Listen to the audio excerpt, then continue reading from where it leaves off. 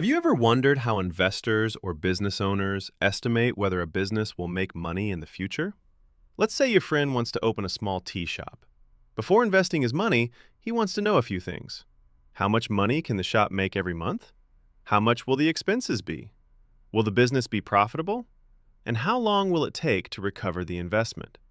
The truth is, nobody can predict the future perfectly. But we can make a reasonable estimate using numbers and assumptions.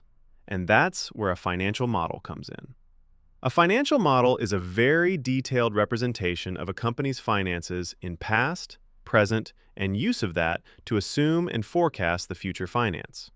In simple words, it is a way of using numbers to understand how a business is performing today and how it might perform in the future. Think of it as a business simulator. Just like a flight simulator helps pilots practice flying an aircraft, a financial model helps us test business decisions before real money is involved. Let's understand this with our tea shop example.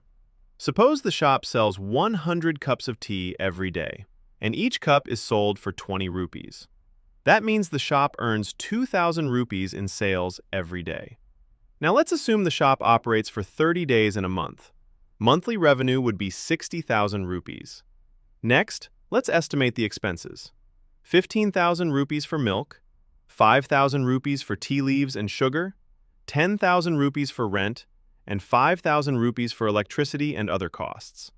That brings the total expenses to 35,000 rupees. Now, if the shop earns 60,000 rupees and spends 35,000 rupees, the profit would be 25,000 rupees. And just like that, we have created a very basic financial model. Notice something important. We didn't use any complicated formulas. We simply made a few assumptions and used numbers to estimate the future performance of the business. Now imagine doing the same thing for a large company, maybe an online shopping company, a software company, or a manufacturing business. The calculations become much larger, but the idea remains exactly the same. A financial model helps answer questions like, what will the company's revenue look like next year?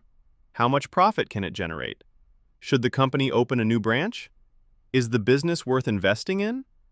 And what happens if sales increase or decrease? Because of this, financial models are used by investors, business owners, financial analysts, consultants, banks, and startup founders.